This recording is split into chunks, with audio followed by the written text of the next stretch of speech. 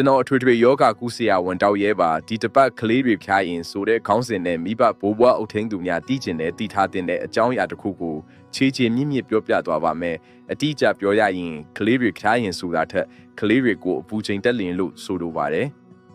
ကလေးဖြစ်လူကြီးဖြစ်လူတစ်ယောက်ရဲ့ခန္ဓာကိုယ်ပူချိန်ဟာပြင်းပြအားဖြင့်98.6 degree Fahrenheit ဖြစ်ပြီး centigrade အားဖြင့်39 degree centigrade ဖြစ်ပါတယ်။တာမန်ပြင်းပြအပူချိန်ကိုတာမိုမီတာခေါ်ပြထားတိုင်းတွင်အနီမတ်ဖြင့်ညွှန်ပြထားပါတယ်။သက်ထဲတွင်ထေ၍တိုင်းတာရရှိသောအပူချိန်ကိုညွှန်းပါတဲ့ကလေးများကိုအပူချိန်တိုင်းတာရာတွင်ပါးစပ်ထဲထေ၍တိုင်းတာရန်အစင်မပြေသဖြင့်ဂျိုင်းထဲတွင်သာညှက်၍တိုင်းတာရပါတယ်။ဂျိုင်းထဲတွင်တိုင်း၍ရရှိသောအပူချိန် Fahrenheit ကိုတက်ထဲပေါက်ရပါတယ်ထိုအပူချိန်မှာပါးစပ်ထဲထဲ၍တိုင်းတာရရှိမိအပူချိန်နှင့်အတူတူပဲဖြစ်ပါတယ်။တစ်ထက်ပေါင်းပြီး99 degree Fahrenheit ထက်ကျော်လျင်ဖျားနေပြီဟုသတ်မှတ်ပါတယ်။ယခုခေတ်ကာလဆေးရုံနှင့်ဆေးကမ်းများတွင် Fahrenheit စနစ်မသုံးတော့ဘဲ centigrade စနစ်ကိုသာသုံးတော့လဲအများအားရှုပ်သွားမည်ဆိုသဖြင့်ကျွန်တော်ဆေးကမ်းတွင်သုံးနှုန်းသောစနစ်ဖြင့်သာဖော်ပြခြင်းဖြစ်ပါတယ်။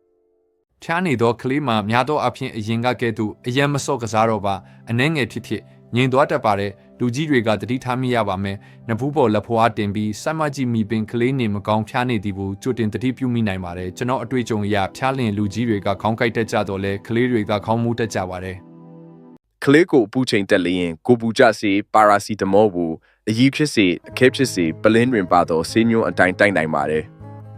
ကိုပူချိန်တက်တဲ့ဖြစ်ကိုတွင်းရေတက်ခန်း6တက်သောကြောင့်ရေများများတိုက်ရန်လိုအပ်ပါတယ်တီးစုံတစားရည်သို့မဟုတ်ရွှိုင်းရည်တတိရည်များနှင့်နှိုးတိုက်နိုင်ပါတယ်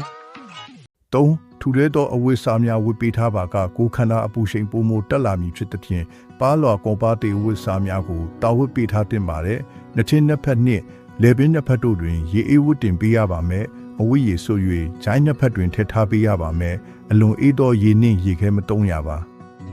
ကလေးကိုပူ၍အိမ်တွင်ပင်ကိုပူကြရန်ဆောင်ရွက်နေရင်းမှ3လအောက်ကလေးကိုပူချိန်1.4 degree Fahrenheit ထက်ကျော်လျင်ဆရာဝန်တဦးဦးထံတွင်ပြသ၍ဆေးကုသမှုခံယူသင့်ပါတယ်3လအထက်ကလေးကြီးများတွင်ကိုအပူချိန်3ရက်ထက်ပို၍မကျလျင်ကိုပေါ်တွင်အဆက်ကလေးများပေါ်ခြင်းအသက်ရှူရခတ်ခြင်းအန်ခြင်းပိုက်နာခြင်းဝမ်းလျှောဝမ်းကိုက်ခြင်းစသည့်ဖျားတာထက်ပိုသောဝေဒနာများအခြားလက္ခဏာများတွေ့ရှိပါကဆရာဝန်တဦးဦးထံတွင်ပြသ၍ဆေးကုသမှုခံယူသင့်ပါတယ်ဒီမှာတင်ပဲကလေးတွေဖျားရင်ဆိုတဲ့ခေါင်းစဉ်နဲ့ဆက်တင်ဆက်မှုများကိုညီကုန်းချုပ်ပါတယ်စိတ်ပညာနဲ့ပတ်သက်လို့အများသိရှိလိုမယ်ထင်တဲ့အကြောင်းအရာများကိုအခါအားလျော်စွာတင်ပြသွားပါမယ်မိတ်ဆွေများအားလုံးစိတ်ချမ်းသာကိုယ်ကျန်းမာရှိကြပါစေ။